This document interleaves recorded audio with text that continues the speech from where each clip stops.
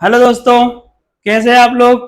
मैं मनोज पाल हमारे इस PSCY DC सर के डिजिटल प्लेटफॉर्म पर आपका स्वागत करता हूं। हम अब बिल्कुल अंतिम पड़ाव पर है हमारी तैयारी के, जिसमें हम हर यूनिट के आपको 500 क्वेश्चन लगवा रहे हैं, जो कि आपकी तैयारी को बिल्कुल पुख्ता करेगा। इसमें आप जो भी रिवीजन कर रहे हैं उसको रिवीजन करते चलें और साथ ही इन क्वेश्चनों की प्रैक्टिस करते चलें।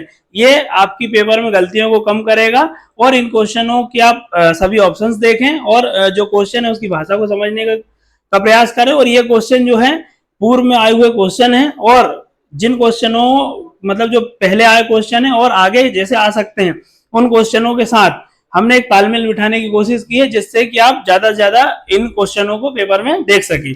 मतलब आप इन क्वेश्चनों की अगर प्रैक्टिस करेंगे तो आप वहां पे बहुत अच्छा हैंडल कर सकते हैं। ठीक है, चलो देखते हैं। आज हम यूनिट 2 से पढ़ते हैं, ठीक है ना। चलो ठीक है, तो कुंवर चैन सिंह जो कि मध्य प्रदेश के जो है स्वतंत्रता संग्राम सेनानी, 1824 में इन्होंने अंग्रेजों के खिलाफ लड़ाई लड़ी थी। तो ये किस रियासत से संबंधित है मध्य प्रदेश की, तो मध्य प्रदेश में नरसिंहगढ़ रियासत से संबंधित है। ठीक है, चलो उसके बाद आते हैं मध्य प्रदेश में सर्वप्रथम भील विद्रोह। भील विद्रोह कहाँ हुआ था? भील विद्रोह क्या है? भील जनजाति के जो नेता थे कौन कौन? हरिया और सेवाराम। ठीक है, ये दो प्रमुख नेता हुए। और कब हुआ था? ये 1818 में हुआ था।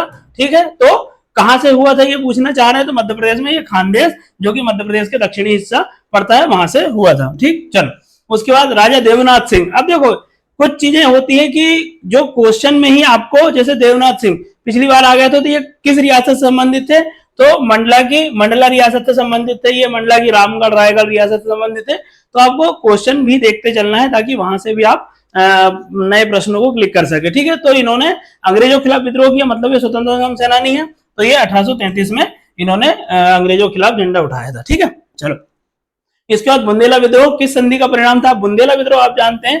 सबसे पहले बुंदेला विद्रोह देख लो, 1842 में हुआ था। ठीक, कहां? बुंदेलखंड की रियासतों ने मिलकर किया था ये। ठीक है, और जिसके हम 3 प्रमुख नेता देखते हैं, जैतपुर के राजा परीक्षित, नारहट सागर के मधुकर शाह और हीरापुर के हृदय शाह। ठीक, और भी बहुत सारे नायक हैं, लेकिन ये 3 मुख्य रूप से इनका एक त्रिवट बना था यहाँ बुंदेला विद्रोह में। ठीक है, उसके बाद ये किस संधि का परिणाम था? अब देखो संधि क्या हुई, ये 1842 में हुआ, लेकिन इसके बीच हमको कहाँ दिखते हैं?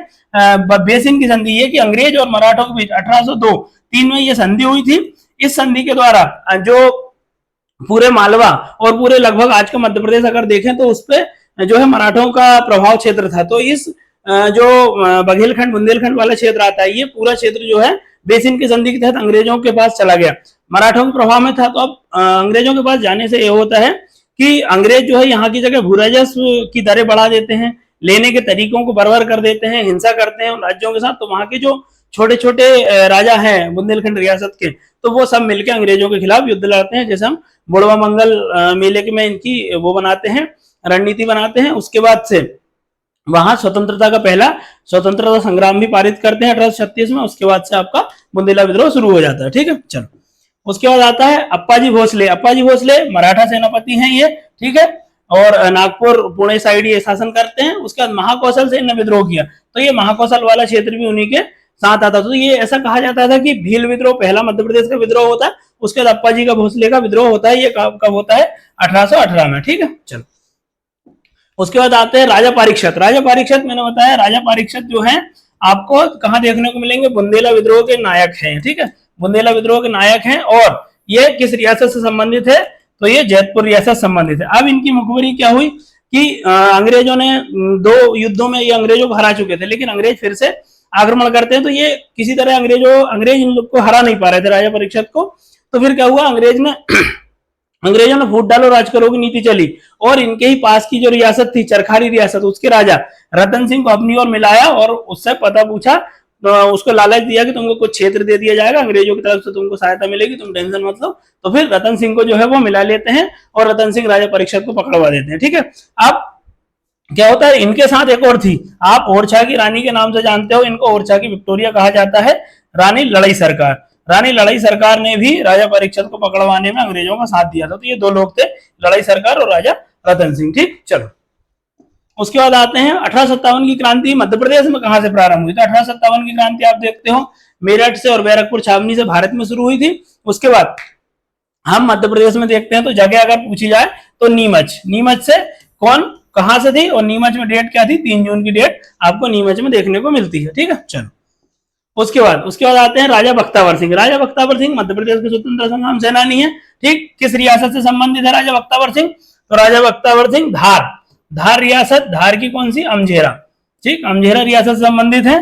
ठीक है, और इनको क्या है, क्या पूछा गया, फांसी कहां दी गई थी, तो इनको फांसी दी गई थी इंदौर में। इंदौर में भी अगर जगह पूछ ली जाए तो आपको एमवाय जो हॉस्पिटल है उसके परिसर में इनको फांसी दी गई थी नीम के पेड़ से। ठीक है, इसके बाद बख्तावर सिंह के बाद जब ये शहीद हो गए थे तो इनकी जो पत्नी थी रानी द्रौपदी सिंह, रानी द्रौपदी देवी, इनने जो है युद्ध मतलब अंग्रेजों के खिलाफ जो है अपने युद्ध को जारी रखा था। ठीक है, चलो उसके बाद आते हैं रानी अवंतीबाई ने किस अंग्रेज अधिकारी के विरुद्ध युद्ध लड़ा। तो रानी अवंतीबाई जो है, रानी अवंतीबाई आप जानते हो मंडला के रामगढ़, गढ़ा मंडला के रामगढ़ रियासत की शासिका थी, लोधी शासिका थी।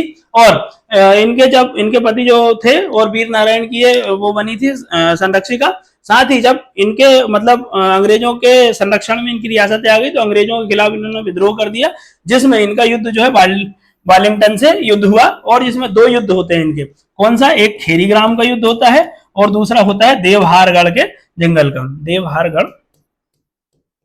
ठीक, ये 2 युद्ध प्रमुख रूप से होते हैं। चलो उसके बाद आते हैं भागीरथ सिलावट और वंशगोपाल। ये भी भारत मध्य प्रदेश के स्वतंत्रता संग्राम सेनानी है, 2 प्रमुख सेनानी है, भागीरथ सिलावट और वंशगोपाल। अब इस क्रांतिकारी किस क्रांतिकारी के साथ मिलकर, तो इन 3 लोगों ने मिलकर किया था, तो ये शहादत खां, शहादत खां, महू और इंदौर, महू और इंदौर से इन लोगों ने विद्रोह किया था। ठीक है, तो ये 3 लोग एक साथ आए थे, कौन कौन, भागीरथ सिलावट, वंशगोपाल, किसके साथ, शहादत खां के साथ। चलो ठीक, उसके बाद आते हैं बुंदेला विद्रोह का प्रारंभ। अब बुंदेला विद्रोह मैंने बता दिया, बुंदेला विद्रोह में 3 प्रमुख लोग थे। जैतपुर के राजा परीक्षित, इनने एक त्रिपुट मिलकर बनाया था। जैतपुर के राजा परीक्षित इनके प्रमुख थे। उसके बाद नारायण सागर से मधुकर शाह, हीरापुर के हृदय शाह, ये प्रमुख थे। और सबसे पहले, अब ये तो 3 प्रमुख थे, लेकिन पहले विद्रोह किसने प्रारंभ किया था, तो इस पे पूछा जाता 8 अप्रैल 1842 को किसने प्रारंभ किया था, तो मधुकर शाह ने। ठीक, मधुकर शाह कहां से, तो नारहट रियासत आती है आपकी सागर में। ठीक, बुंदेलखंड, ठीक, यहां से शुरू किया था इन्होंने। ठीक है, चल उसके बाद आते हैं बुंदेला विद्रोह दबाने के लिए किस अंग्रेजी अफसर को भेजा गया था, तो अंग्रेजी अफसर ये कर्नल सलीमन आए थे। इन्होंने बुंदेला विद्रोह को दबाने का काम किया था ताकि विद्रोहियों को जो है सेटलमेंट किया जा सके। इन्होंने ही जो है फूट डालो राज करो की नीति अपनाई, रतन सिंह को जो है अपनी ओर मिलाया, जिसमें जैतपुर राजा परीक्षित को उन्होंने मुखबरी करके पकड़वा दिया। उसके बाद हृदय शाह, हीरापुर के हृदय शाह और नारायण के मधुकर शाह को भी पकड़वा दिया गया। ठीक है, चलो उसके बाद आते हैं कुंवर चैन सिंह। कुंवर चैन सिंह बता चुके हैं आप। ठीक है, कुंवर चैन सिंह, इनकी समाधि कहाँ हुई, तो इनकी समाधि जो है सीहोर में अंग्रेजों से लड़ते हुए शहीद हो गए थे। उसके बाद कुंवर चैन सिंह जो है नरसिंहगढ़ रियासत संबंधित है, लेकिन इनकी जो समाधि कहाँ है, सीहोर में है। ठीक है, चलो सीहोर में बस स्टैंड पे है ना। ठीक, वारिस मोहम्मद खां कहाँ के नवाब थे, तो वारिस मोहम्मद खां को आप 2 जगह देखो, बहुत इंपॉर्टेंट है वारिस मोहम्मद खां, क्योंकि ये 1842 के बुंदेला विद्रोह में भी अंग्रेजों के खिलाफ आते हैं और 1857 में आदिल मोहम्मद खां, फाजिल मोहम्मद खां के साथ भी ये आते हैं, इसलिए इंपॉर्टेंट है। ये कहाँ के, सीहोर के नवाब थे। ठीक है, चलो उसके बाद डॉक्टर हरि सिंह गौर ने न्याय विभाग और प्रशासन विभाग को अलग करने की मांग किस कांग्रेस के अधिवेशन में की थी, तो इन्होंने लाहौर अधिवेशन में इस जो है अधिवेशन में अलग करने की मांग की थी। बोले न्याय विभाग प्रशासन विभाग जो शक्ति पृथक्करण का सिद्धांत होता है उसको मान्यता दी जाए, है ना। चलो, और भारत में लागू की जाए। सुबोध सिंधु, अब ये बहुत इंपॉर्टेंट आपका पेपर है ये। सुबोध सिंधु जो है स्वतंत्रता संग्राम में लोगों को जागरूक करने का काम, लोगों को जोड़ने का काम करता था। तो ये कहां से प्रकाशित होता था, ये खंडवा से प्रकाशित होता था। ठीक है, चलो उसके बाद 1919 में खंडवा में हुई मध्य प्रांतीय राजनीतिक बैठक की अध्यक्षता किसने की थी, ये मध्य प्रांतीय, देखो इंपॉर्टेंट है, कहां मध्य प्रांतीय राजनीतिक बैठक हुई थी, कहां हुई थी, खंडवा में। और कब हुई थी, आपकी 1919। देखो क्वेश्चन भी आपको इंपॉर्टेंट अच्छे से देखने, ताकि देखो अब इस क्वेश्चन को अगर आप देखोगे तो ये 3 क्वेश्चन आपके कवर कर रहे हैं। कब हुई, 1919 में, कहां हुई, खंडवा में, और कौन सी बैठक थी, तो मध्य प्रांतीय राजनीतिक बैठक थी। इसकी अध्यक्षता कौन ने की थी, दादा साहब खापर्डे ने की थी। ठीक, चलो उसके बाद आते हैं Victoria hall, town hall Jabalpur में झंडा फहराने वाले क्रांतिकारी। तो जो झंडा सत्याग्रह शुरू हुआ था वो अपने यहाँ जबलपुर से ही शुरू हुआ था, जिसमें उस्ताद उदय चंद्र जो है इन्होंने अपने यहाँ से झंडा सबसे पहली बार टाउन हॉल पे चढ़ के फहराया था, है ना। चलो उसके बाद आते हैं मध्य प्रदेश के सिवनी जिले से किसने नमक सत्याग्रह शुरू किया था, तो मध्य प्रदेश के सिवनी जिले में कौन सा नमक सत्याग्रह था आपका, टुरिया का नमक सत्याग्रह और जंगल सत्याग्रह दोनों हुए थे। इसके दुर्गा शंकर मेहता जो थे इसके नायक थे, है ना। चलो ठीक है। उसके बाद आता है बुंदेलखंड कांग्रेस समिति के जो है बुंदेलखंड कांग्रेस समिति की स्थापना किस वर्ष की गई। ठीक है, इस क्वेश्चन को आप एक बार चेक करना और इसको आप जो है कमेंट बॉक्स में इसका आंसर बताना। ठीक है, चलो। उसके बाद आता है महाजन गोलीकांड। महाजन गोलीकांड को सुहावल गोलीकांड के नाम से भी जाना जाता है। मंदिर पांडे और रामाश्रय गौतम की इस गोलीकांड में जान चली गई थी अंग्रेजों द्वारा, और ये कहां पड़ता है आज वर्तमान में सतना जिले में आता है महाजन गोलीकांड या सुहावल गोलीकांड। ठीक है, चलो। उसके बाद आता है रतलाम कांग्रेस कमेटी की जो है स्थापना कब हुई थी। तो रतलाम कांग्रेस कमेटी रतलाम में बनी थी। इसकी स्थापना जो है 1920 में की गई थी, है ना।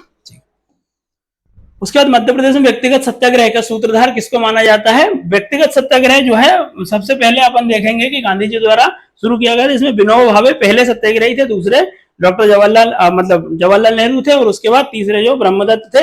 लेकिन मध्य प्रदेश में कौन थे। मध्य प्रदेश में इसके बाबू गोविंद दास जो है जबलपुर से थे, इसके प्रमुख सूत्रधार माने जाते हैं, है ना। चलो, उसके बाद डीपी मिश्र जो है द्वारका प्रसाद मिश्र, इन्होंने कृष्णायन, ये देखो इंपॉर्टेंट है क्योंकि इनका अभी पिछले पेपर में आपको जो है पेपर भी पूछा गया था इनका कि कौन सा पेपर है। तो दैनिक लोकमत इनका पेपर था, और इनकी रचना किस जेल में की गई थी। किसकी, कृष्णायन की। दैनिक लोकमत तो ये जबलपुर से निकालते थे, और इस जो महाकाव्य है इनका कृष्णायन, ये महाकाव्य की रचना किस जेल में की गई थी। तो इन्होंने बेंगलोर जेल में अंग्रेजों द्वारा इनको बंद कर दिया गया था। वहीं उनने भगवान श्री कृष्ण पर आधारित कृष्णायन जो है युद्ध अपना महाकाव्य लिखा था। ठीक, उसके बाद आते हैं भारत छोड़ो आंदोलन मध्य प्रदेश की किस रियासत। देखो अब क्वेश्चन समझना, किस रियासत से संबंधित है। अब रियासत पूछे और जगह पूछे तो अलग अलग चीजें। जगह पूछे, जिला पूछे, स्थान पूछे तो अलग हो जाएगा, है ना, स्थान। ठीक, ये तीनों में अलग अलग चीजें हैं, मतलब ये तीनों एक चीज है, रियासत अलग चीज है। ठीक, देखो क्या है। रियासत आपसे पूछेंगे तो आप क्या बताओगे, ग्वालियर रियासत से भारत छोड़ो आंदोलन शुरू हुआ था। लेकिन जगह, जिला, स्थान पूछेगा तो कौन सी है, विदिशा। तो विदिशा आपका किस रियासत में आता था। तो विदिशा जो है आपका ग्वालियर रियासत में आता था, इसलिए इंपॉर्टेंट है ना। ठीक, तो रियासत देखो क्वेश्चन की जो भाषा है उसको पढ़ना बहुत अच्छे से जरूरी है, क्योंकि आधा सवाल आपका उसको पढ़ के ही सही हो जाएगा। जैसे अगर किसी बच्चे को पता भी हो कि भारत छोड़ो आंदोलन जो है मध्य प्रदेश में आपके विदिशा शुरू हुआ था, लेकिन अब इसमें क्या लगाएगा जब रियासत पूछ लेगा। तो इसका मतलब है कि आपको क्वेश्चन अच्छे से पढ़ना है, और बहुत बारीक, देखो एमपीपीएससी सरल क्वेश्चन पूछता है लेकिन वो वहीं बहुत बारीक से में घुमाने की कोशिश करता है, इसलिए जब भी पढ़ो तो थोड़ा सा ध्यान रख के पढ़ना चाहिए। ठीक है, तो रियासत अगर पूछे तो ग्वालियर, जगह अगर पूछे तो विदिशा। देखो मध्य प्रदेश का सबसे इंपॉर्टेंट आंदोलन है जो एकमात्र विदिशा शुरू हुआ, बाकी मैक्सिमम जो आंदोलन आप देखेंगे वो ग्वालियर से ही शुरू हुए। जो गांधी जी के जितने बड़े आंदोलन है वो महाकौशल क्षेत्र ग्वालियर से हुए हैं, एकमात्र जो भारत छोड़ो आंदोलन है वो ग्वालियर रियासत में विदिशा से शुरू हुआ। ठीक, चलो। उसके बाद आते हैं चरण पादुका नरसंहार में किस अंग्रेज अफसर के आदेश पर गोलियां चलाई। अब देखो चरण पादुका नरसंहार वर्तमान में छतरपुर में पड़ता है। ठीक है, छतरपुर में पड़ता है, ये नौगांव छावनी के पास था। ठीक है, और नौगांव छावनी के पास उर्मिल नदी के किनारे है ये। ठीक, ये उर्मिल नदी के किनारे है। ठीक है, ये इतना इंपॉर्टेंट है, मेंस में पूछा गया है। तो इस समय देखो इसको मध्य प्रदेश का जो है आप जलियांवाला बाग के हत्याकांड के नाम से जानते हैं। ठीक है, तो कब हुआ था ये, मतलब किसने किया था। तो ये कर्नल फिशर जो थे, यहाँ इन्होंने गोली चलवाई थी और यहाँ की जगह इन लोगों की निर्मम रूप से हत्या हो गई थी, है ना। चलो, जैसा आपका जलियांवाला बाग हत्याकांड में हुआ था वैसे भी मध्य प्रदेश में हुआ था, इसलिए मध्य प्रदेश का जो है चरण पादुका कांड को मध्य प्रदेश के जलियांवाला बाग हत्याकांड भी कहा जाता है। लेकिन ये मध्य प्रदेश के जलियांवाला बाग हत्याकांड है, भोपाल के जलियांवाला बाग हत्याकांड अलग है, जिसको बोरासगांव हत्याकांड भी कहते हैं। ठीक है, चलो। उसके बाद अब आते हैं मध्य प्रदेश में नमक सत्याग्रह की शुरुआत कब की गई। ठीक है, तो मध्य प्रदेश में नमक सत्याग्रह इंपॉर्टेंट है, 1930 में शुरू हुआ था। यह शुरू हुआ था 8 अप्रैल 1930 को, है ना। ठीक, चल, कहां से शुरू हुआ था, तो ये जबलपुर से, है ना।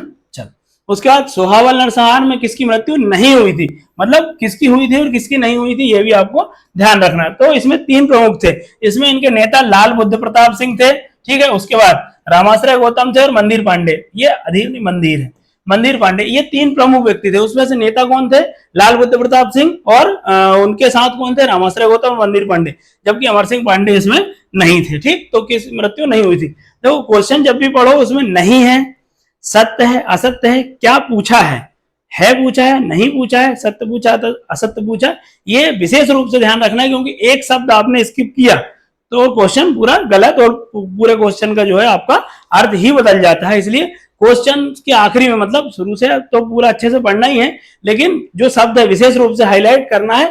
तो अपना मतलब जो वहां जाओ पेपर में तो विशेष रूप से ध्यान रखना कि इन शब्दों को विशेष रूप से अच्छे से पढ़ना है। ऐसी प्रैक्टिस जब आप प्रैक्टिस करते हो, क्वेश्चंस लगाते हो, तब से ही करनी है अपने को, है ना। उसके बाद चरु रह इवा, चावल वसूली प्रकरण जो है किससे संबंधित है, ये कहां से संबंधित है, ठीक है। तो ये आपका ध्यान रखना, ये कहां से, ये सीधी से संबंधित है।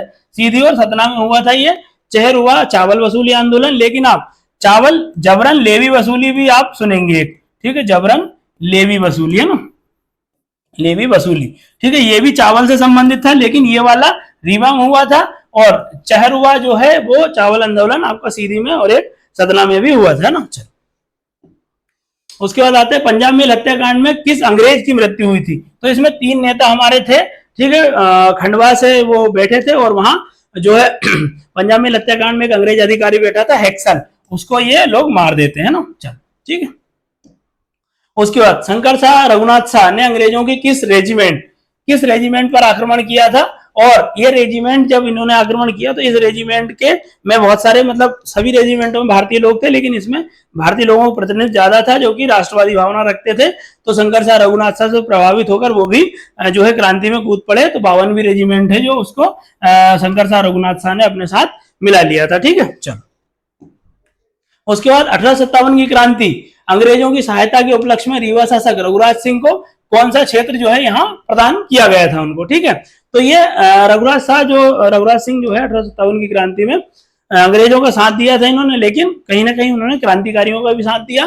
तो अंग्रेजों ने इनसे खुश होकर इनको जो है और क्षेत्र इनको विस्तार कर दिया, उनको सीधी और बालाघाट का जो है क्षेत्र प्रदान किया गया था ना। चलो उसके बाद आते हैं निम्न में से किसे महाराष्ट्र का बाघ, टाइगर ऑफ महाराष्ट्र किसे कहा जाता है, बताइए, ठीक, तात्या टोपे, है ना, ठीक है। साथ ही साथ देखो मैं तो क्वेश्चन लगवा ही रहा हूं, लेकिन जब मैं क्वेश्चन बोलूं तब आप अपना आंसर सोच के रख लें कि अपने को ये आंसर है, तो उसके साथ मैच भी कर लें, है ना, ठीक। चलो उसके बाद आते हैं विजय सिंह निम्न में से किसके सेनापति रहे, ठीक, कौन है विजय सिंह, ठीक। तो इनका पूरा नाम है विजय सिंह लोधी।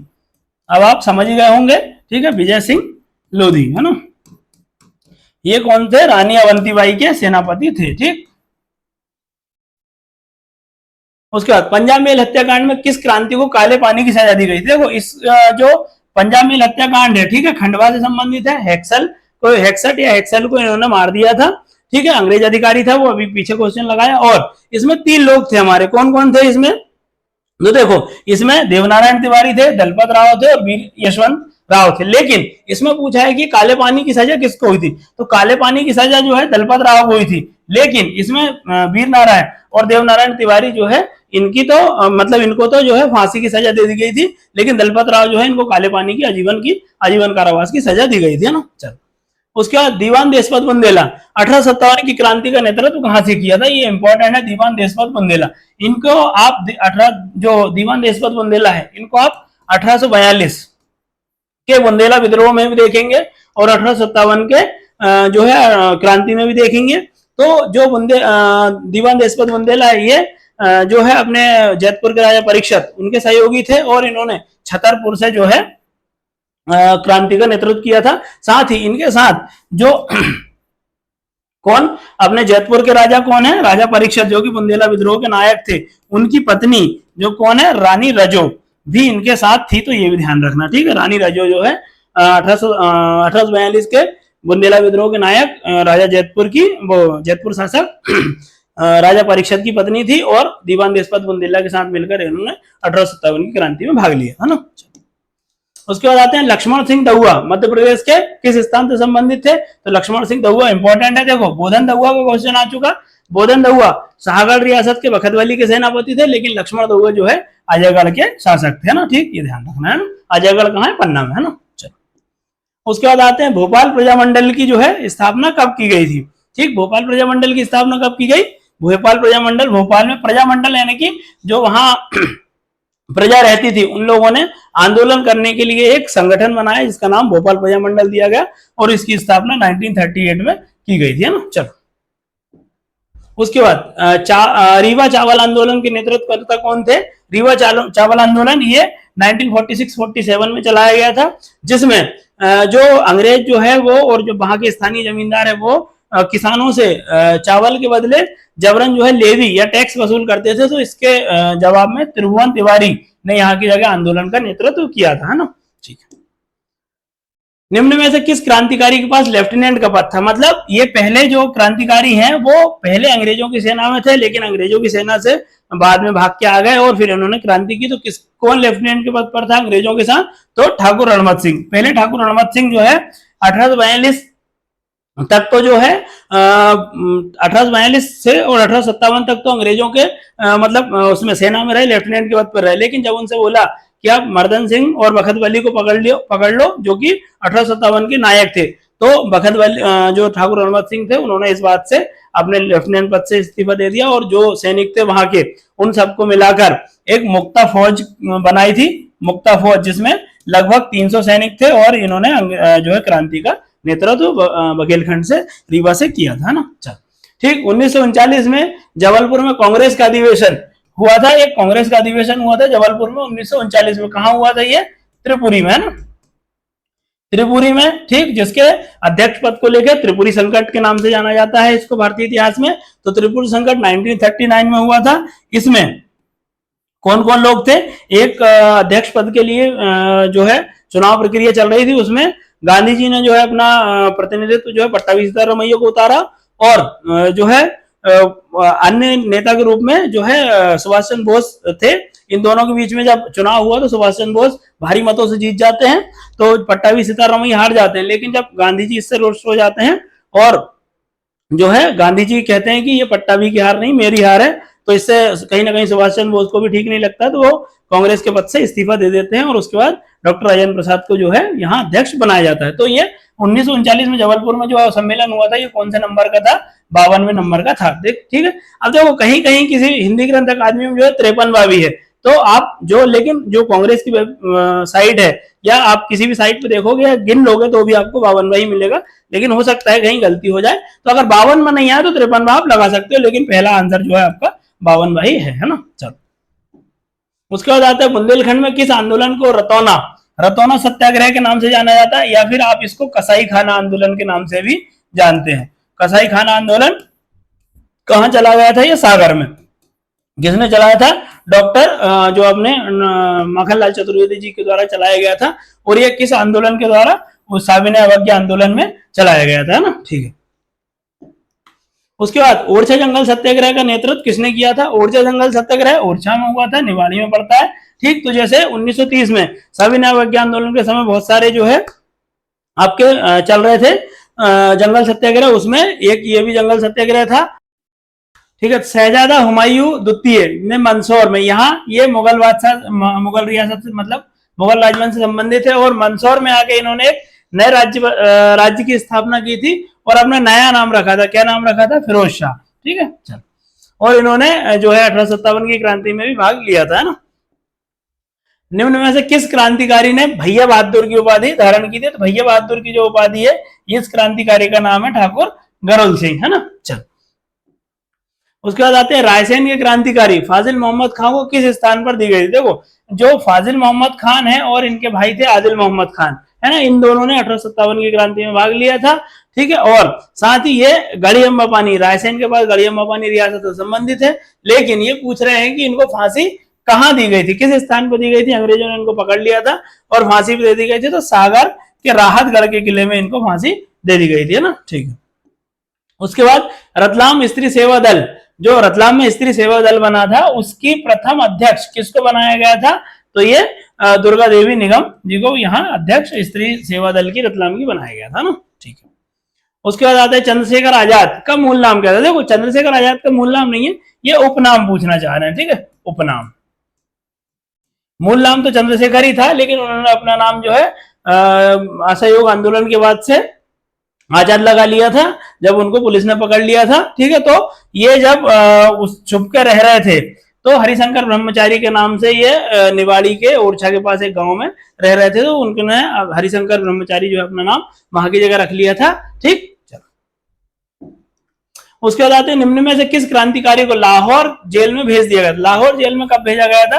तो लाहौर जेल में 1857 की क्रांति के बाद राजा बखत वली और मर्दन सिंह दोनों को ही, अब ये देखो 1842 में इन्होंने अंग्रेजों का साथ दिया था, मर्दन सिंह और बखत वली दोनों ने, है ना, मर्दन सिंह शाहगढ़ के बखत वली और बानपुर चंदेरी रियासत के जो है मर्दन सिंह, इन दोनों ने जो है 1842 में अंग्रेजों को साथ दिया, लेकिन अंग्रेजों ने इनको जो जिस बात से कह के अपने साइड मिला था वो पूरी नहीं की। तो बखत वली और मर्दन सिंह और झांसी की रानी तीनों ने मिलकर 1857 क्रांति में बुंदेलखंड में एक त्रिकूट बनाया था, जिसमें बखत वली और मर्दन सिंह जब 1857 का युद्ध जो है खत्म हो जाती है क्रांति, उसके बाद से इन दोनों को अंग्रेजों के सामने ये समर्पण कर देते हैं और इन दोनों को जो है लाहौर जेल में भेज दिया जाता है। ठीक है, चलो उसके बाद आते हैं किस क्रांतिकारी की मृत्यु पोर्ट ब्लेयर में हो गई? अब पोर्ट ब्लेयर जो अंडमान निकोबार है वहां काला पानी की सजा दी जाने के कारण जो है उनको आजीवन कारावास की सजा दी जाती थी, और वहीं जो है हमारे बड़वानी के नायक भीमा नायक की जो है वहां की जगह मृत्यु हो गई थी, है ना। ठीक, चल उसके बाद आते हैं तात्या टोपे को शिवपुरी के जंगल में किस अंग्रेज अधिकारी ने पकड़ा था? अब अंग्रेज अधिकारी जो है तात्या टोपे जो है 1857 की क्रांति के बाद से शिवपुरी के जंगल में, वहां शिवपुरी में कौन था? राजा मान सिंह, ठीक है, सिंधियाओं के अधीन एक शासक थे राजा मान सिंह, जो कि वहां शासन कर रहे थे। ये भी क्रांति में 1857 की क्रांति में साथ दिए थे, लेकिन जब सिंधिया शासकों ने अंग्रेजों की और जो है अंग्रेजों की मदद की तो मानसिंह को भी अंग्रेजों के साइड होना पड़ा। और उसके बाद जब मानसिंह को अंग्रेजों ने लालच दिया कि तुम तात्या टोपे को पकड़वा दोगे तो हम तुम्हें जो है कुछ पैसा राशि और उपाधि सम्मान वगैरह मिलेगा, तो मानसिंह ने जो है तात्या टोपे की मुखबरी कर दी कि तात्या टोपे शिवपुरी के जंगलों में है और वहां से पकड़ लो। तो मेजर मीड आए थे और उनको तात्या टोपे को जो है वहां से पकड़ लिया था। ठीक है, चलो उसके बाद आते हैं प्रथम भील विद्रोह जो है कब हुआ था? ठीक है, इस क्वेश्चन का आंसर करो।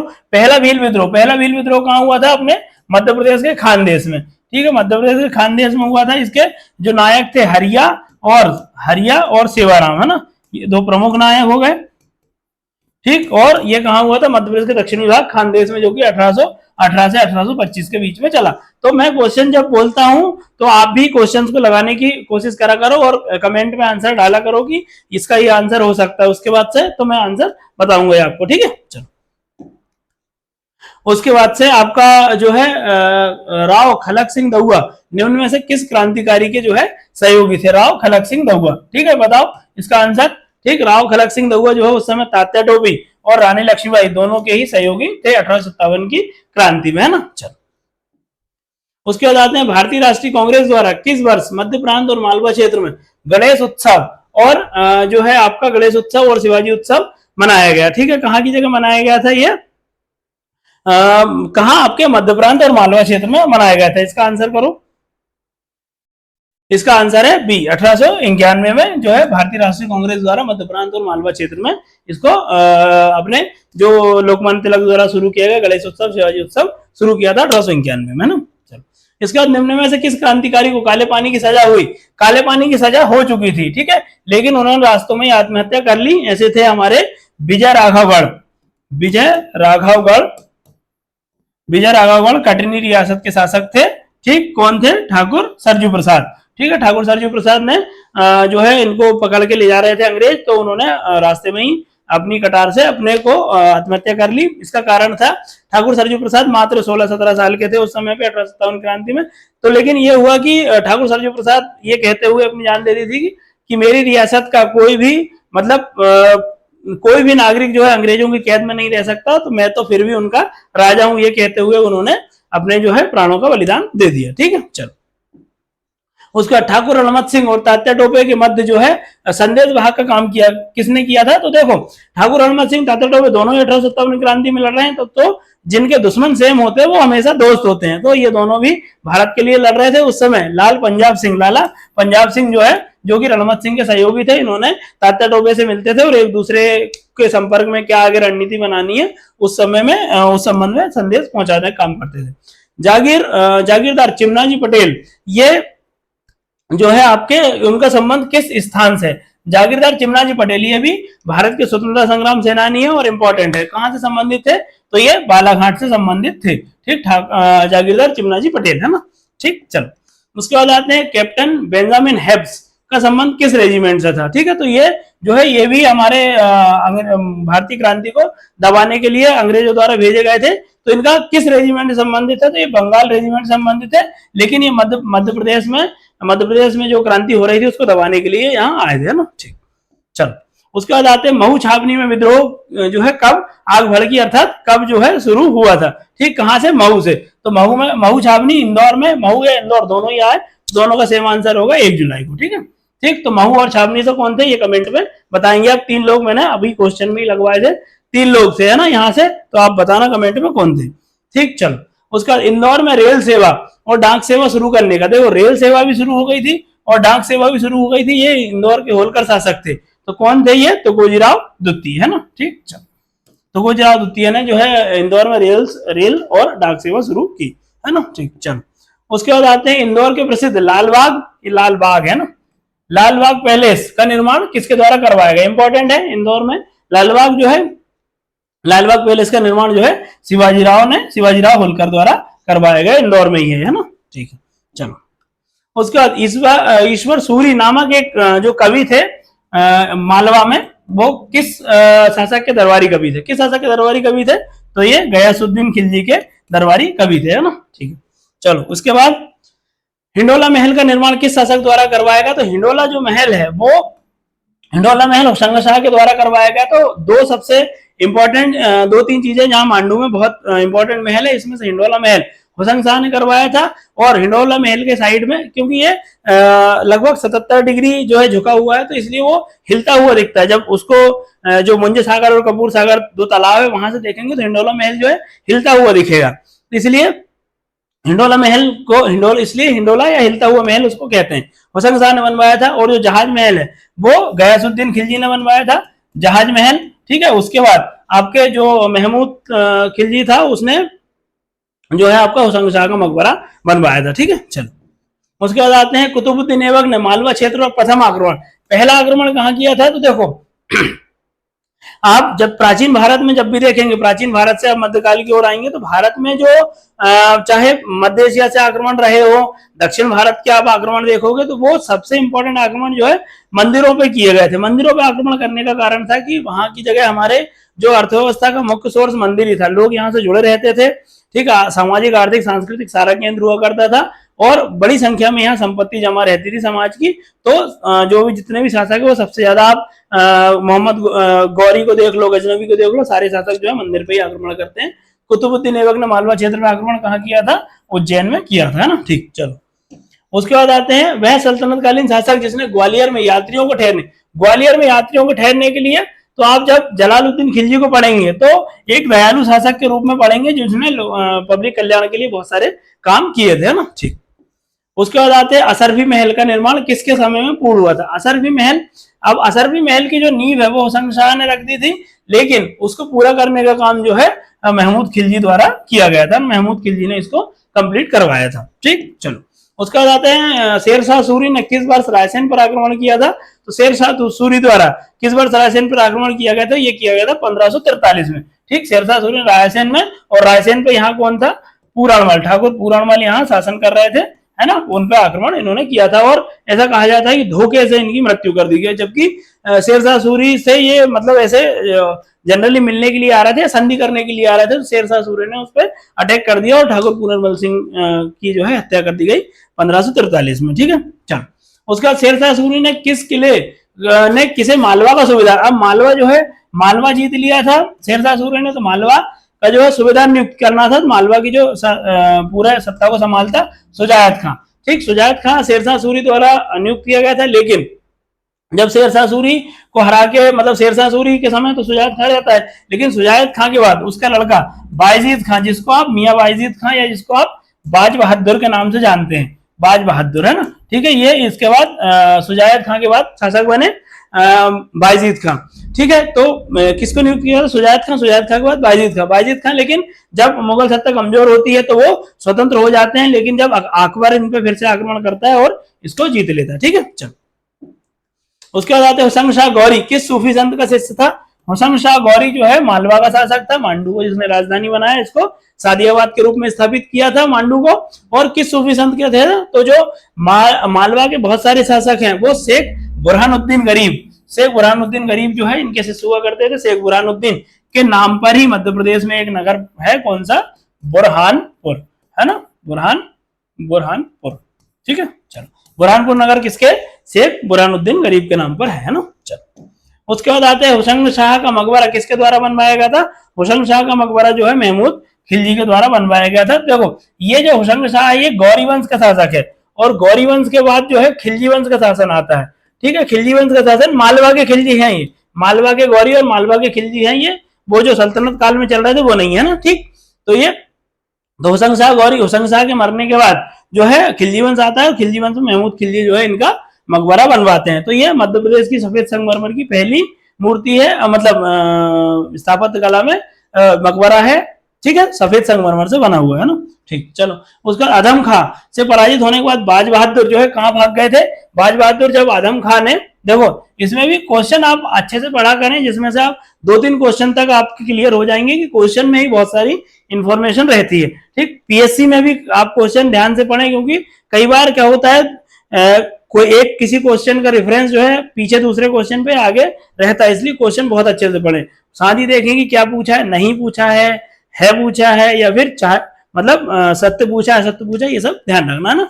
आदम खां से को किसने, मतलब आदम खां ने बाज बहादुर को पराजित किया। आदम खां को अकबर ने भेजा था मालवा पर आक्रमण करने के लिए, तो वो भाग के कहां चले गए थे? राणा उदय सिंह के पास मेवाड़ चले गए थे ना, ठीक। चलो, उसके बाद रानी रूपमती की समाधि कहां है? तो रानी रूपमती और इनके प्रेमी का नाम था बाज बहादुर या मियां बायजीद खां, है ना। ये कहां के? बहादुर, मियां बाज बहादुर, ये दोनों कहां के? मतलब ये मालवा के शासक थे, और इनकी जो है समाधि दोनों की सहारनपुर में बनी हुई है ना, ठीक। तो बाज बहादुर को जब आदम खां मार देता है, तो उसके बाद इन दोनों की, मतलब रानी रूपमती भी वहां मतलब जौहर कर लेती है, या जहर वो हीरा रहता है उसकी अंगूठी में, तो खा के मर जाती है। तो दोनों की कब्र जो है अकबर बनवाता है, आशिक सादिक और शहीद वफा, आशिक सादिक बाज बहादुर की कब्र पे, और शहीद वफा जो है रानी रूपमती के नाम से मतलब उसकी कब्र पे लिखवाता है अकबर। और इनकी जो है कहां बनी हुई है? सारंगगढ़, और सारंगपुर कहां है? आपके राजगढ़ जिले में स्थित है, ठीक। चलो, नेक्स्ट। उसके बाद आता शाहजहांपुर में किसने जामा मस्जिद का निर्माण करवाया? शाहजहांपुर में जामा मस्जिद बनवाई किसने? हैदर अली ने बनवाई, ठीक। जो हैदर अली मैसूर वाला नहीं है, यहीं का लोकल शासक है, ठीक है। चलो, उसके बाद आते भारत में इंग्लैंड का कौन सा दूत?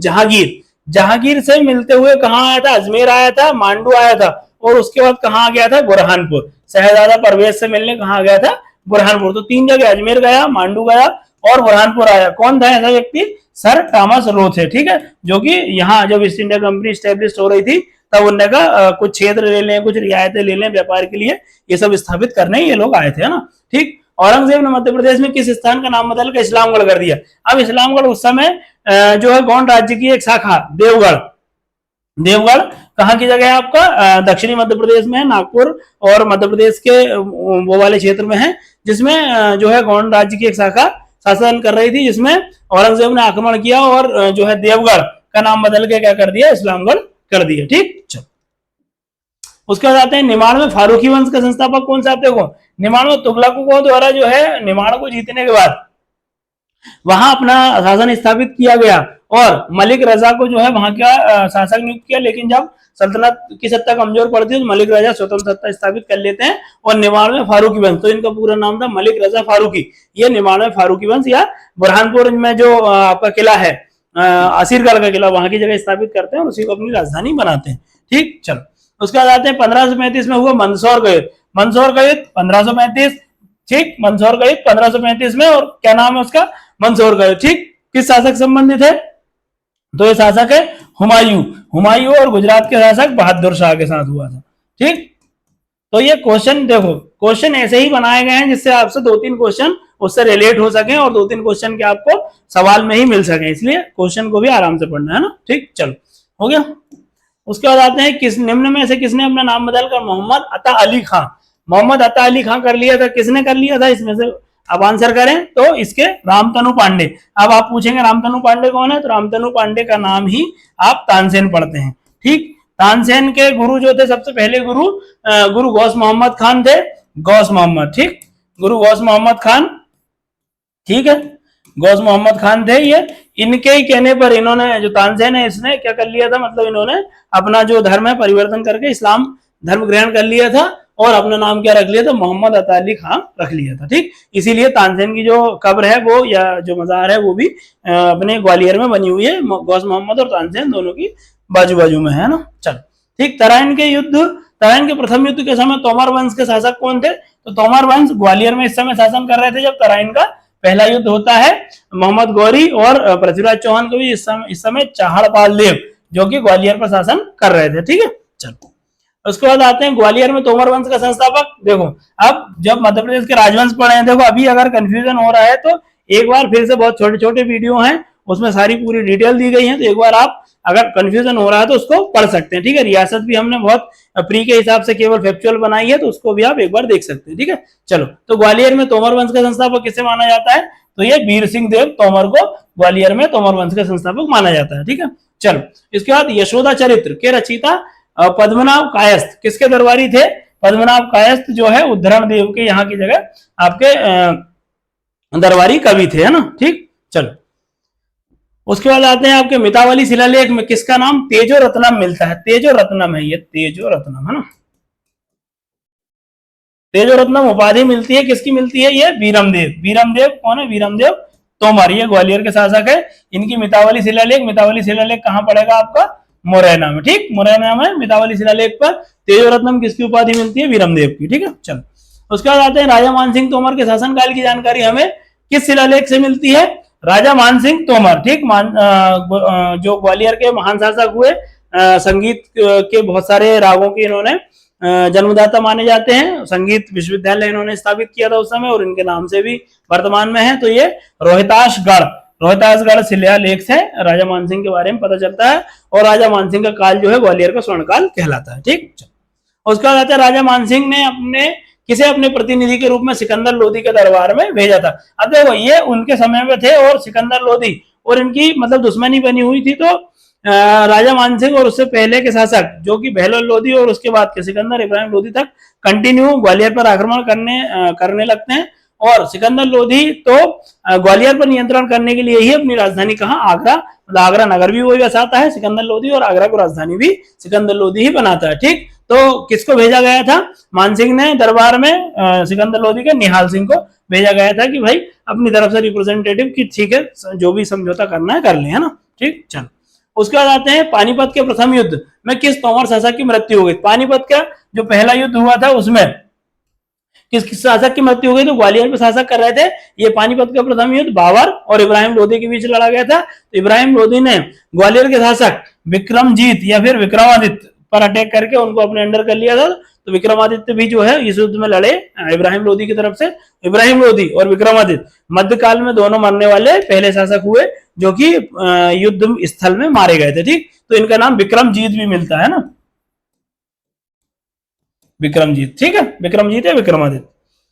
उसके बाद ग्वालियर किले में स्थित विक्रम मंदिर या विक्रम महल के नाम से एक ग्वालियर के किले में महल स्थित है, ठीक। तो उसको किसने बनवाया था, तो विक्रमादित्य या फिर विक्रमजीत शासक वही है। ये ग्वालियर वंश के इब्राहिम लोधी से हार गए थे और उसी के अंडर आते थे और ये इन्होंने पानीपत के प्रथम युद्ध में भी भाग लिया था ना। चलो रागमाला और श्री गणेश स्तोत्रम और रागमाला ये किसकी रचनाएं हैं, ये रचनाएं आपकी तानसेन की, ठीक। ये कहाँ लिखी गई थी, उन्होंने राजा मानसिंह के दरबार में इन्होंने लिखी थी। और ऐसा कहा जाता है कि तानसेन ने सबसे पहले संगीत है वो मृगनयनी से और राजा मानसिंह से ही सीखा था ना, ठीक। चलो उसके बाद किसे ने परमार वंश के अंतिम शासक, मलिक देव नहीं है, ये महलक देव है। महलक देव को परास्त कर दिया था। ये परमार वंश के अंतिम शासक थे।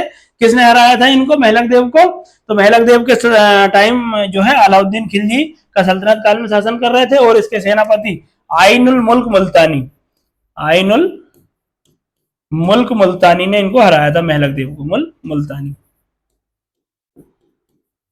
आइनुल मुल्क मुल्तानी द्वारा मालवा पर आक्रमण किया गया और इसको हरा दिया गया। इसी के बाद से जो है अमीर खुसरो ने इसी जीत के बाद से कहा था कि मांडू की जो विजय है वो हमारे दक्षिण भारत के लिए एक चाबी के समान है ना।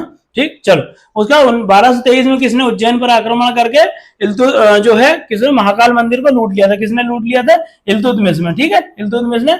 और इसी के बाद से जब हम देखेंगे कि मुगल काल में जब आएंगे तो मराठा शासन में राणोजी सिंधिया जो है महाकाल मंदिर का फिर से जीर्णोद्धार करवाते हैं, ठीक। उसके बाद आता है सिंगौरगढ़ का किला और चौरागढ़ का किला। सिंगौरगढ़ का किला और चौरागढ़ का किला। सिंगौरगढ़ का किला आपका दमोह में है, ठीक, और जो है चौरागढ़ का किला आपका नरसिंहपुर में है, नरसिंहपुर, ठीक है। इसको कौन कौन ने बनवाया था? तो इसको जो है एकमात्र शासक संग्राम शाह ने बनवाया था। और जो है अबुल फजल की आईने अकबरी, अकबर की जो है जीवनी लिखी हुई है, उसमें सिंगौरगढ़ और चौरागढ़ जैसे 52 गढ़ों का निर्माण करता किसको बताया गया है? संग्राम शाह को, और उसको 52 गढ़ाधिपति की उपाधि दी गई है, ठीक। चलो, उसके बाद आते हैं किस गोंडवंशी शासक ने अपनी राजधानी गढ़ा से कहां ले गए थे? गढ़ा से सिंगौरगढ़ स्थानांतरित किसने की थी? तो दलपति शाह ने की थी। देखो, संग्राम शाह ने सबसे पहले अपनी राजधानी गढ़ा से कहां ले गए? गढ़ा पहले राजधानी थी, किसने? यादव राय ने गढ़ा को राजधानी बनाया। उसके बाद इसको कहां ले गए? मदन महल या जबलपुर? मदन महल या जबलपुर ले गए किसने? संग्राम शाह ने। फिर मदन महल से सिंगौरगढ़ किसने ले गए? राजा दलपति शाह ने। और जब सिंगौरगढ़ से फिर कहां ले जाएंगे? चौरागढ़। तो कौन ले जाएगा? रानी दुर्गावती के समय चौरागढ़ राजधानी स्थापित की जाएगी, ठीक। चलो, उसके बाद आते हैं रानी दुर्गावती ने किसकी संरक्षिका बनकर शासन किया था? तो ये इंपॉर्टेंट है, केवल संरक्षिका बनकर शासन किया था तो वीर नारायण इनके, और दलपति शाह इनके पति थे, किसके? रानी दुर्गावती के। और वीर नारायण जो है इनके पुत्र थे। तो अगर कभी आ जाए क्वेश्चन, बहुत बारीक है, ध्यान से सुनना, कि रानी दुर्गावती कभी भी शासिका के रूप में स्थापित या रानी के रूप में स्थापित नहीं हुई, वो केवल संरक्षिका के रूप में शासन कर रही थी। किसकी संरक्षिका? वीर नारायण की। तो अगर आ जाए कि संग्राम शाह, उसके बाद कौन शासक बना? संग्राम शाह के बाद दलपति शाह, और दलपति शाह के बाद रानी शासन नहीं बनती है, वीर नारायण बनता है, ठीक, वीर नारायण। और वीर नारायण के बाद भी रानी नहीं, कौन बनता है? चंद्रशाह, ठीक है। तो ये ध्यान रखना है ना, ठीक।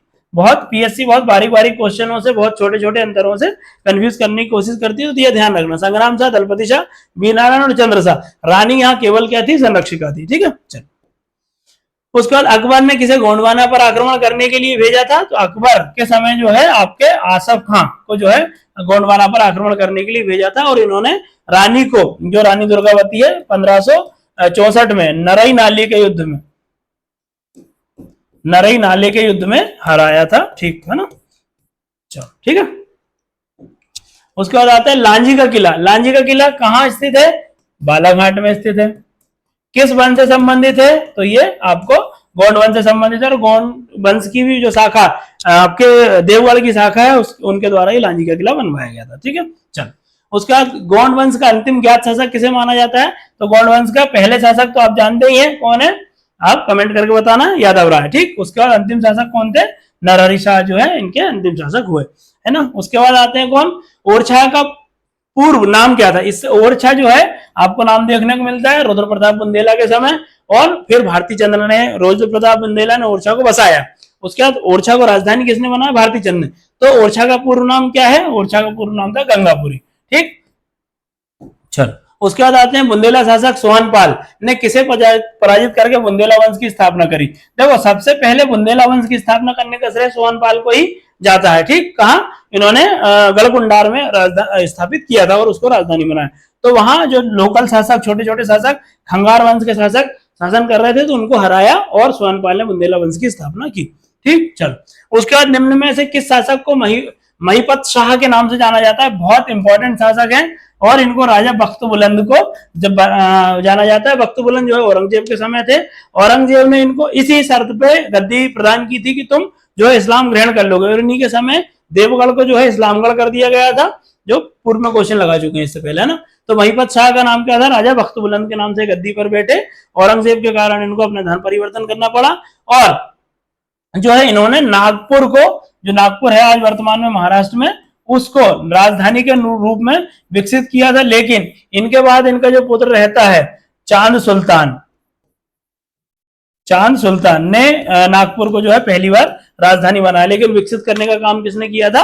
राजा बख्त बुलंद ने, ठीक है। चलो, उसके बाद आते हैं संग्राम, ये एक ही पुस्तक का नाम है, संग्राम शाही विवेक दीपिका। इस पुस्तक का पूरा संग्राम शाही साहित्य विवेक दीपिका नामक पुस्तक किसके द्वारा लिखी गई? तो संग्राम शाह के दरबार में जो कवि रहते थे और संग्राम शाह को समर्पित करके पुस्तक लिखी गई थी। किसने लिखी थी? दामोदर ठाकुर ने लिखी थी। ठीक है, चलो उसके बाद वीर सिंह बुंदेला अबुल फजल के बीच देखो 1602 में, ठीक, कौन? 1602 में वीर सिंह बुंदेला जो है सलीम अर्थात जहांगीर के कहने पर अकबर का संदेश लेके आए। कौन थे? अबुल फजल को जो है निपटा देते हैं। किस युद्ध में? नरवर के युद्ध में शिवपुरी के पास जो है मार देते हैं वीर सिंह बुंदेला। किसके कहने पर?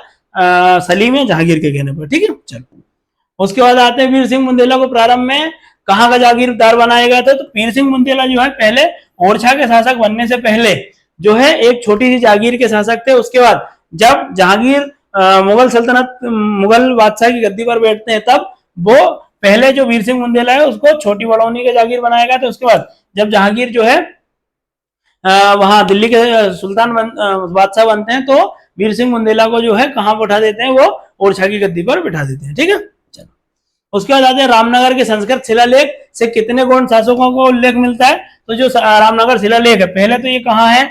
मंडला में है। ठीक है, किसने बनवाया? तो ये राजा गौंड शासक हृदय शाह ने बनवाया था, लिखवाया था मतलब। ठीक, मंडला में हृदय शाह ने। तो अब क्या क्या पूछा है क्वेश्चन? कितने गौंड शासकों को उल्लेख मिलता है? तो इसमें 54 गौंड शासकों को उल्लेख मिलता है। अब एक क्वेश्चन और बता दूं आपको। ठीक, तो इनके समय में एक जो है गणेश नपवर्णम पुस्तक लिखी गई थी। गणेश नपवर्णम पुस्तक लिखी गई थी। इसमें जो है 63 शासकों का उल्लेख है। ये ध्यान रखना दोनों क्वेश्चन। ठीक, क्या क्या? एक तो जो रामनगर शिलालेख में कितने? 54 गौंड शासक, और गणेश नपवर्णम जो है इसमें कितने थे? आपके 63 शासकों का उल्लेख मिलता है। ठीक, चलो उसके बाद आते हैं मथुरा में श्री कृष्ण जन्मभूमि का मंदिर का पुनरुद्धार। श्री भगवान श्री कृष्ण की जन्मभूमि पर जो मंदिर बनाया गया था उसका पुनरुद्धार किसने करवाया था? तो ये वीर सिंह देव द्वारा, वीर सिंह बुंदेला है। ये वीर सिंह बुंदेला के द्वारा करवाया गया था। वीर सिंह बुंदेला के द्वारा करवाया गया था। इसको जो है उन्होंने केशव राय मंदिर के नाम से बनवाया था। केशव राय मंदिर। तो अभी वर्तमान में आप देख रहे हो कि यहाँ की जगह केशव राय मंदिर और शाही ईदगाह मस्जिद, शाही ईदगाह मस्जिद, ठीक है, ये औरंगजेब के समय बनी थी शाही ईदगाह मस्जिद। इन दोनों को लेकर अभी विवाद है कि जो भगवान श्री कृष्ण का जन्म हुआ था मूल रूप से यहाँ ये मतलब केशव राय मंदिर में हुआ था, लेकिन वर्तमान में उसको तोड़कर जो है शाही ईदगाह मस्जिद औरंगजेब के द्वारा बनवाई गई थी। तो जो संगठन है वो ये मांग कर रहे हैं कि यहाँ इसको तोड़कर पूरा जो है कॉरिडोर मंदिर का बनाया जाए। ठीक है, चलो उसके बाद चंदेरी में कुश्क महल किसके द्वारा बनवाया गया था? चंदेरी में। ठीक, चंदेरी में कहा है? कुश्क महल है। किसने बनवाया था? तो ये महमूद खिलजी ने बनवाया गया। ठीक है, चलो उसके बाद ये देखो कुश्क महल एक चंदेरी में भी है और कहाँ है? मांडू में भी है ना। ठीक, ध्यान रखना। चलो उसका दुर्गावती प्रकाश, दुर्गावती प्रकाश नामक एक ग्रंथ है जो कि रानी दुर्गावती से संबंधित है। किसने लिखा था? तो ये पद्मनाभ भट्टाचार्य ने, जो कि उनके दरबार में रहते थे, रानी के सम्मान में उनके समर्पित करके लिखा गया था। ठीक, चल उसके बाद आते हैं वीर सिंह देव चरित। ये पुस्तक का नाम है वीर सिंह देव चरित। किसने लिखी गई थी? तो ये पुस्तक जो है वीर सिंह देव चरित पुस्तक लिखी गई थी केशव दास के द्वारा लिखी गई थी। केशव, ये केशव ही केशव दास है ना, एक ही है। ठीक, चलो उसके बाद आते हैं किस बुंदेला शासक ने अपनी राजधानी ओरछा से टिकमगढ़। अब राजधानी पहले ओरछा थी, पहले राजधानी थी गढ़कुंडार। ठीक है, गढ़कुंडार से राजधानी ओरछा किसने ले गया?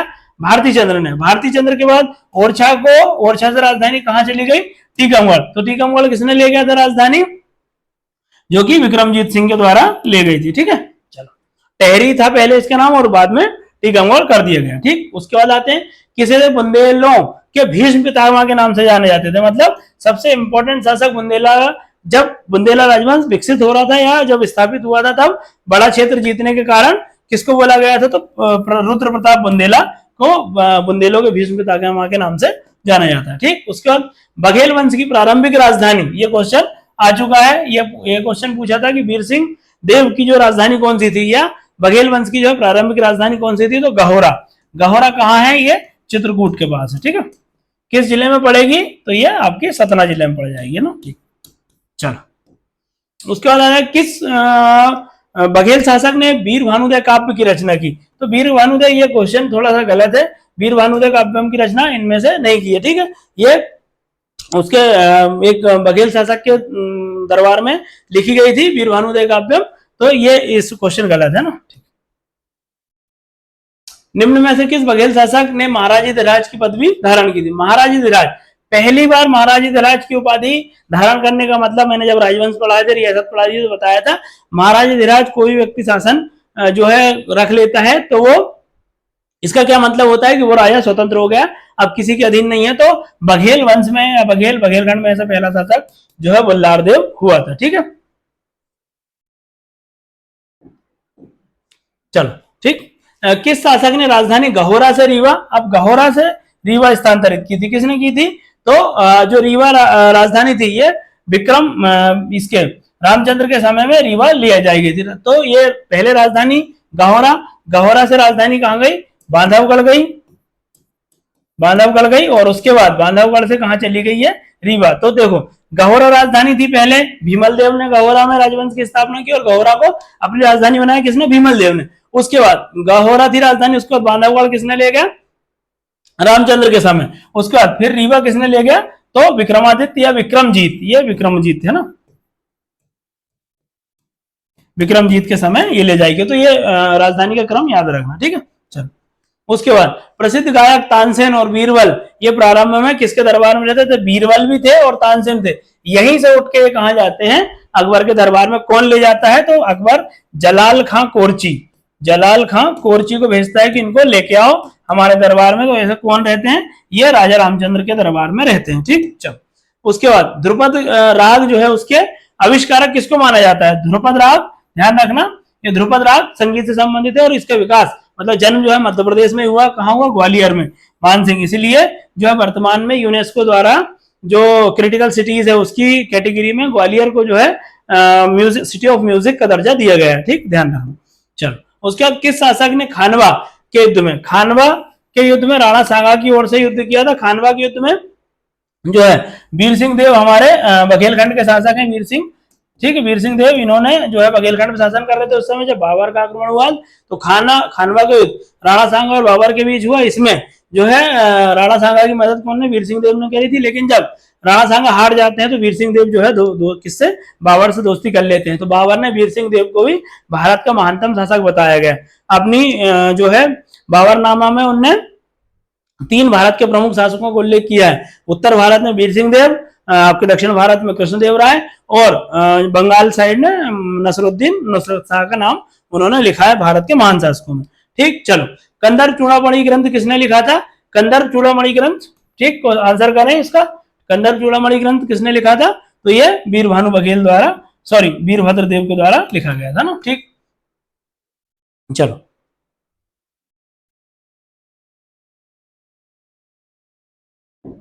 वीरभद्र देव है ना। ठीक, उसके बाद ओरछा के प्रसिद्ध दुर्ग, ओरछा का दुर्ग मतलब जिसको ओरछा का दुर्ग है, शाही दुर्ग कहते हैं, का निर्माण का श्रेय किस शासक को जाता है? ओरछा का दुर्ग जो है किसने निर्माण करवाया था?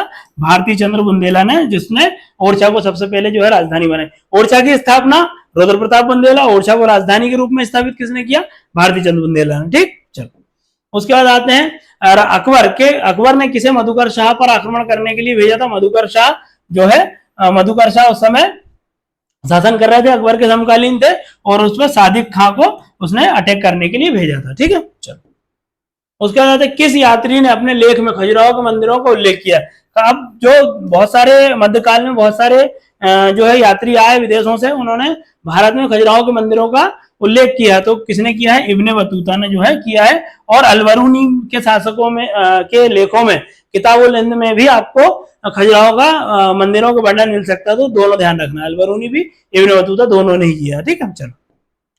उसका उज्जैन में कालियादेह है ना, कालियादेह पैलेस या कालियादेह महल के नाम से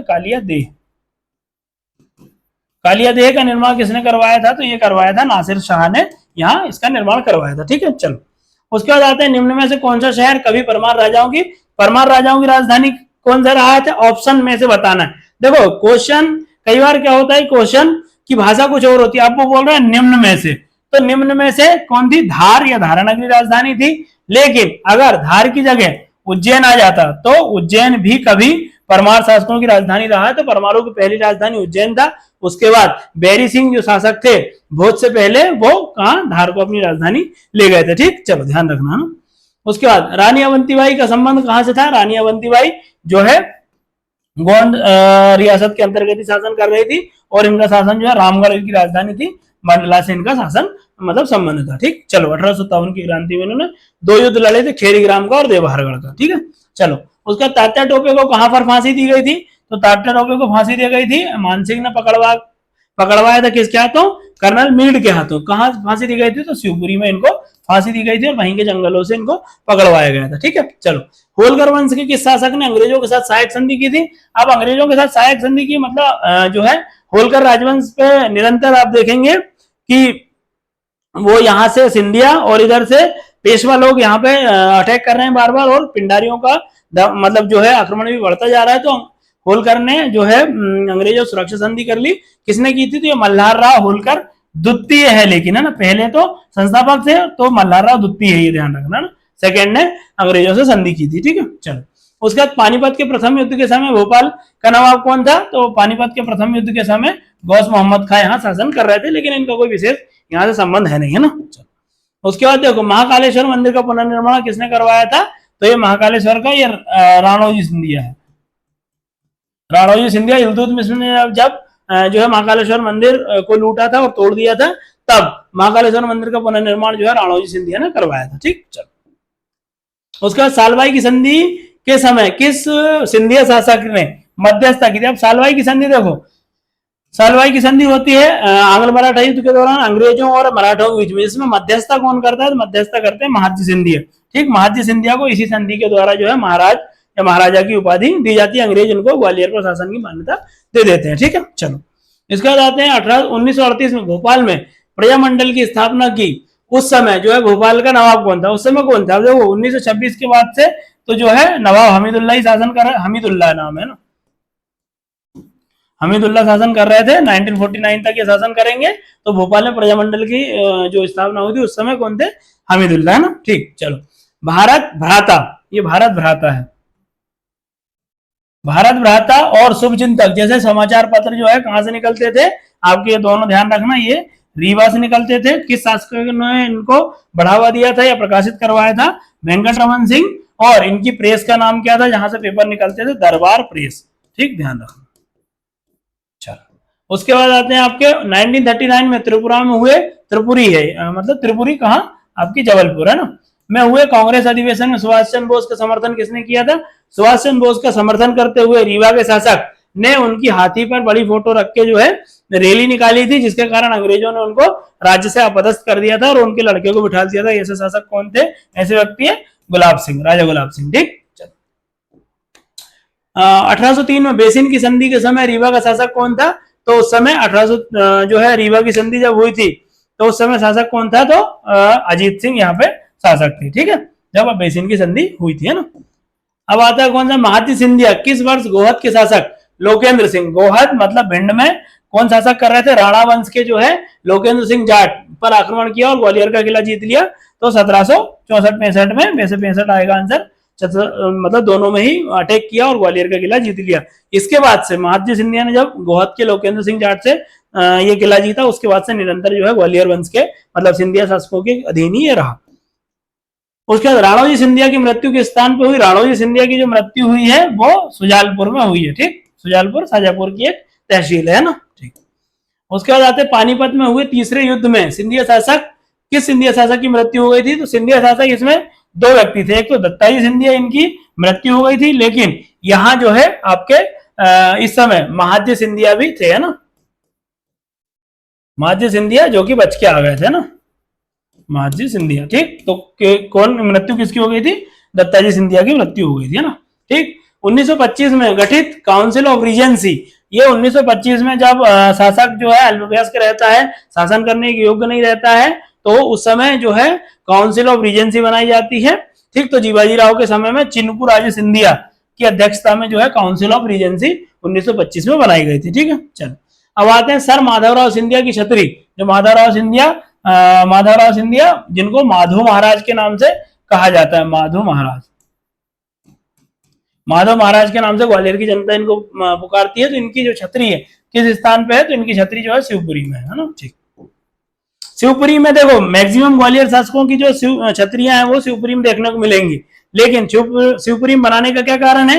तो शिवपुरी जो है ग्वालियर के शासकों की ग्रीष्मकालीन राजधानी हुआ करती थी। ग्वालियर मतलब शिवपुरी जो है मतलब जंगल वाला इलाका है, वहां ठंडाई रहती थी, इसलिए ये गर्मी में अपनी राजधानी कहाँ शिवपुरी में शिफ्ट कर देते थे। तो शिवपुरी में माधवराव सिंधिया की, सांख्यराज सिंधिया की समाधि है बहुत सारी, ठीक, और भी बोले मतलब शासकों की समाधियां हैं यहाँ, है ना।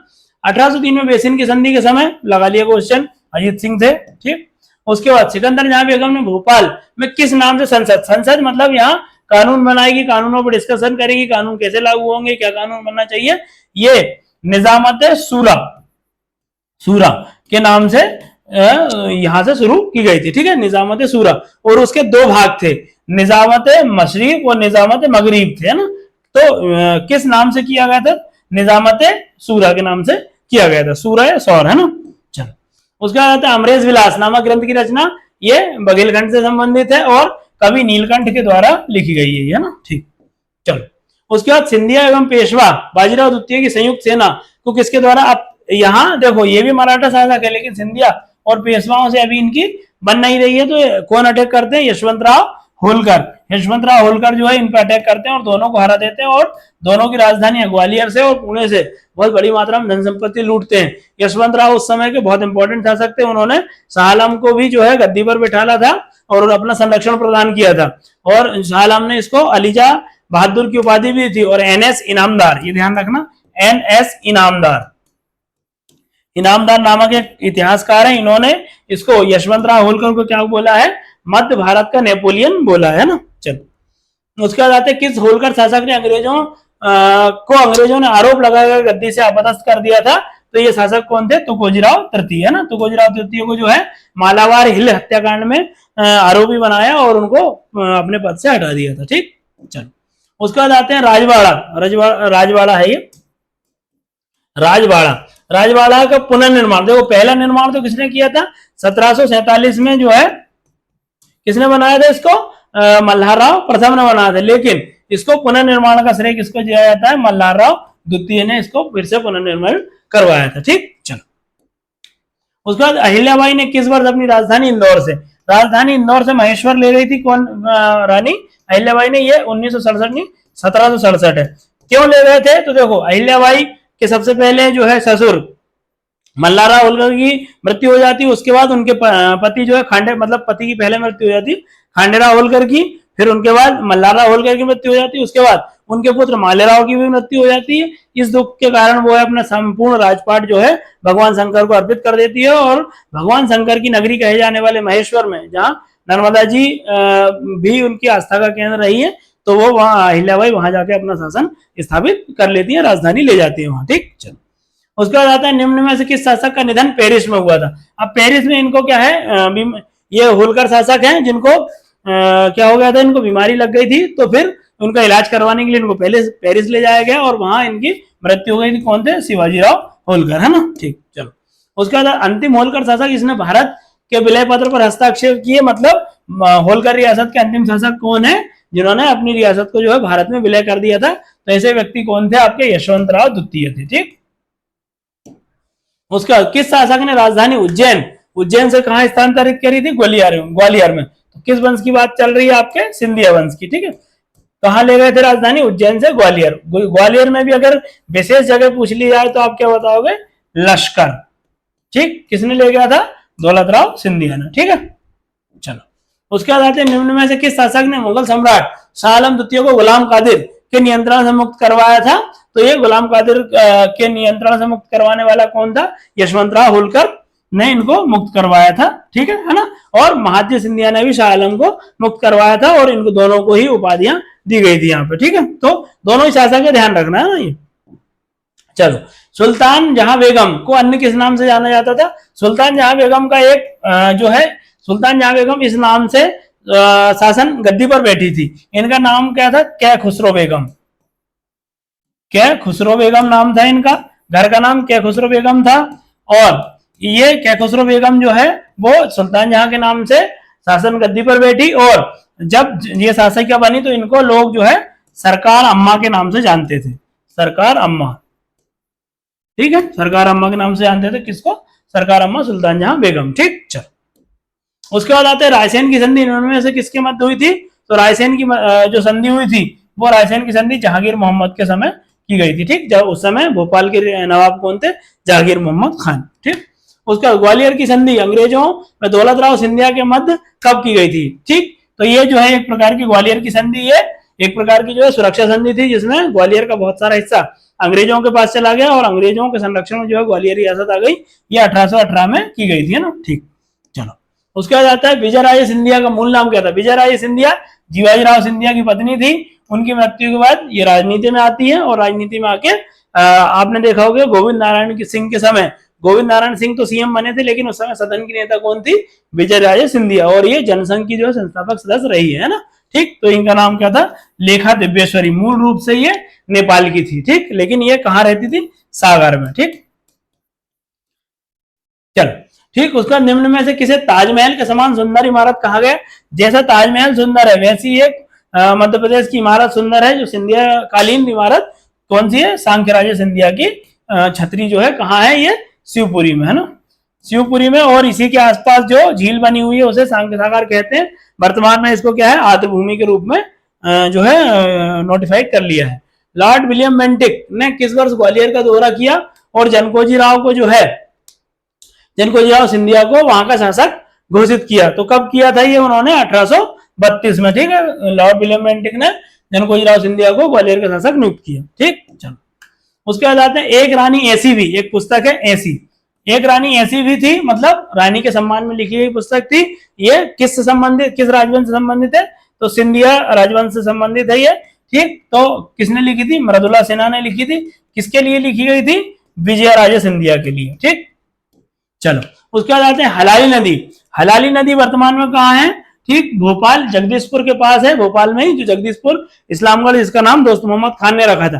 क्या नाम था उस नदी का? नाम था बेस नदी, या उसका एक और नाम मिलता है तहाल नदी। तहाल नदी।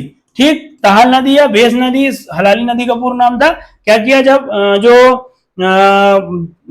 जगदीशपुर पे कौन दोस्त मोहम्मद खान ने जब अटैक किया, तो वहां की जगह देवरा बंसी शासक, चौहान या देवड़ा शासक वहां शासन कर रहे थे। और जब दोस्त मोहम्मद खान ने वहां अटैक करके पूरा कत्लेआम मचा दिया, उस समय जो है उस नदी में उन लाशों को फेंकने के कारण उसको हलाली नदी कहा गया। पूर्व में नाम क्या? बेस नदी या तहाल नदी था उसका। ठीक, चलो उसके बाद दोस्त मोहम्मद खान ने किस वर्ष जगदीशपुर का नाम बदला था? जगदीशपुर पे अटैक किया वही, और उसी समय उनको मार के जो है हलाली नदी या बेस नदी में फेंक दिया, जिसका नाम पूर्व में क्या था? तहाल नदी। ठीक, तो कब किया था ये? 1715 में किया था। ठीक, उसके बाद किस शासक ने यशवंत राव होलकर को अलीजा बहादुर की उपाधि दी थी? तो कौन थे ये? शाह आलम। ठीक, शाह आलम को क्या किया था इन्होंने? शाह आलम को दिल्ली में स्थापित करवाया था यशवंत राव। ठीक, तो देखो ये यशवंत शाह आलम है। देखो इससे पहले अपन ने जो क्वेश्चन लगाया था ये वाला, ठीक है, इसमें देखो कहां है क्वेश्चन।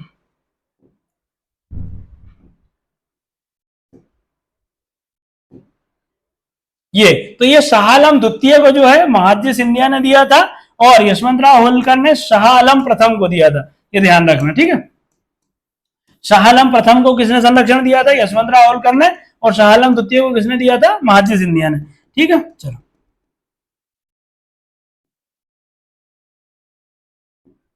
ठीक, तो यशवंतराव होलकर को महाराजा धीराज अलीजा बहादुर की उपाधि किसने दी थी? शाह आलम ने। ठीक, चलो तो उसके बाद अमरेश विलास नामक ग्रंथ की रचना किसने की थी? कवि नीलकंठ ने की थी। लगा चुके हैं क्वेश्चन। ठीक, भारत की सबसे बड़ी मस्जिद क्या नाम है उसका?